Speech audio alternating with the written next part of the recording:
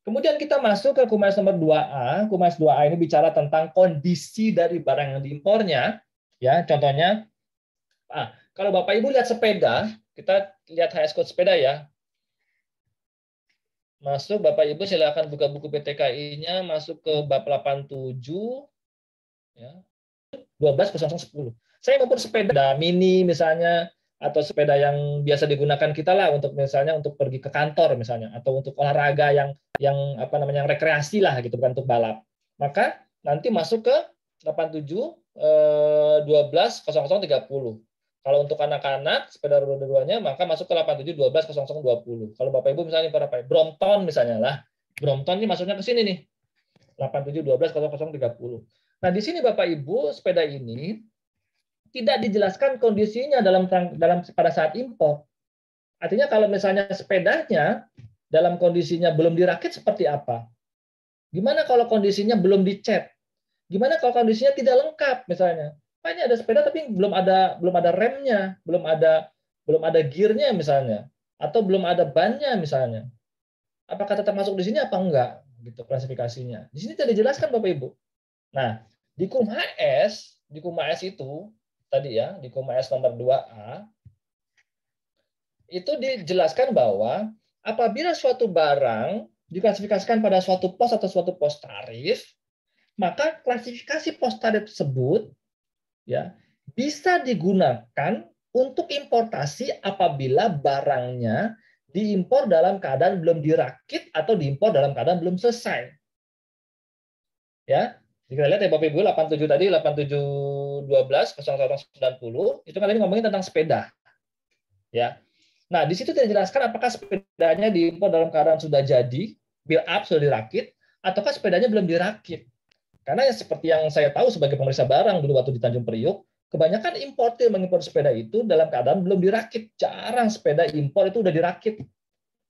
Kenapa keadaannya belum dirakit? Ya, supaya efisien kan kargonya. Ya, jadi ban tersendiri bannya, frame atau rangkanya sendiri, gitu ya. Kemudian sadelnya sendiri, gearnya sendiri, stangnya sendiri, kabel-kabel sendiri itu dipisahkan masing-masing. Kenapa mereka tidak dirakit? Karena supaya nanti penggunaan ruang di dalam kontainer lebih efisien, gitu. Yang kalau misalnya sudah rakit, misalnya sepeda cuma cukup 200 atau 100, tapi kalau dipretelin atau di knockdown, maka satu kontainer bisa untuk 500 sepeda. Nah, klasifikasi barang untuk sepeda yang belum dirakit, Bapak Ibu, klasifikasinya sama dengan sepeda yang sudah dirakit berdasarkan aturan nomor 2A. Gitu. Tapi syaratnya ya, barang tersebut ya karakter utama sudah dapat di dalam barang impornya. Contoh misalnya, kalau saya impor sepeda, Pak, sepedanya belum dicat, apakah dia sudah disebut sepeda atau bukan? Disebut sepeda dong, walaupun belum dicat karena sudah bisa digunakan. Pak, saya impor sepeda, tapi belum ada remnya atau tali remnya. Apakah sudah sepeda apa belum? Jadi karakter utama dari barang juga harus kita perhatikan. Apakah ini sudah bisa berfungsi sebagai barang yang mau kita impor ataukah belum? Adakah komponen atau bagian dari barang ini yang belum diimpor sehingga sepeda ini atau barang ini tidak bisa berfungsi sebagaimana mestinya? Gitu. Nah, Bapak Ibu, apabila di dalam pos tarifnya ternyata sudah dipisahkan ya antara yang sudah jadi ataupun belum jadi, maka KUMA S2 ini jangan kita pakai. Kita masih menggunakan KUMA nomor 1, artinya ketentuan atau klasifikasi barangnya dilihat dari uraian dan catatan barangnya. Contoh ya, kita masuk lagi ke 87 tadi. Bapak Ibu bisa buka di 87, misalnya 8703 contohnya. Bicara tentang mobil untuk orang atau untuk penumpang gitu ya. 8703. Nah, di sini ya, kita lihat ya. 8703 adalah kendaraan dengan mesin piston pembakaran bolak-balik terus api, artinya bensin ya. Nah, di sini Bapak Ibu, klasifikasi dari mobil-mobil ini dia dibagi menjadi klasifikasi yang keadaannya knockdown atau belum jadi atau belum dirakit, dan klasifikasi yang masuk ke takik dua lain-lain nih di sini. Ada lagi takik dua lain-lain nih, lain-lain sini.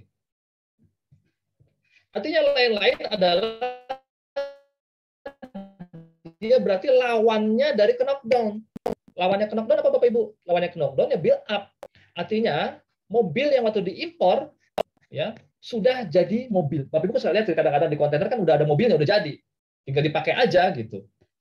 Nah, apabila mobilnya keadaannya sudah jadi atau sudah build up, maka dia masuknya ke sini Bapak Ibu, ke lain-lain ini. Nanti kita tinggal pilih aja mobilnya yang cocok yang mana, kapasitas senjatanya berapa, gitu. Ya. Nah, kalau misalnya mobilnya belum dirakit, keadaannya masih kena knockdown, ya, bisa juga CKD, bisa juga SKD, tergantung dari kondisinya ya. Maka dia masuk HSK ke yang di sini 870360 ini bagian sini. Bapak Ibu bisa lihat di sini 870360 dan masing-masing pecahannya ini dalam keadaan knockdown, tarifnya Bapak Ibu lihat nih 10% semua nih, 10%, 10%, 10%, 10%, 10%, 10%. Tapi kalau impor mobil dalam keadaan build up di sini ya, lain-lain ya. Saat sini yang lain-lain ini keadaannya build up sini ke bawah ya.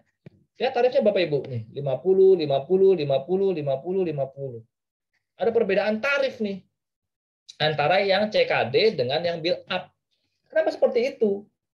Karena pemerintah ingin membagi atau ingin memberikan insentif ya kepada industri-industri yang dia impornya masih keadaannya CKD atau belum dirakit daripada dia impornya keadaannya sudah jadi atau sudah dirakit.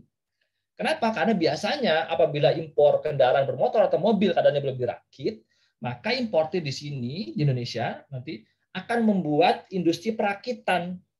Industri perakitan berarti adanya investasi di Indonesia. Ya, nanti juga akan menyerap tenaga kerja, otomatis ekonomi nanti akan bertumbuh gitu ya, dan otomatis juga nanti penghasilan penduduk atau penghasilan warga negara akan jadi naik karena bekerja gitu. Makanya untuk industri-industri ya atau untuk importer yang memiliki tempat perakitan, dia diberikan insentif dengan pajak lebih kecil daripada kalau orang impor keadaannya sudah jadi atau misalnya tidak perlu perakitan. Ini maksudnya Bapak Ibu pemecahan dari high code. Ini untuk kondisi barang belum jadi atau belum dirakit, ini kondisi 2A. Kemudian 2B tadi yang saya bilang, Pak, apabila saya impor suatu barang tapi ditambahi barang lain, ya, namun penambahan barang tersebut tidak merubah karakter atau fungsi barangnya. Contohnya saya impor susu, susunya ditambahi zat lain, ya mineral atau vitamin atau gula, ya, tapi fungsinya tetap sebagai susu walaupun penambahan zat tersebut, maka HS code-nya tidak berubah. Tetap menggunakan HS code yang sama. Itu untuk UMS nomor 2B.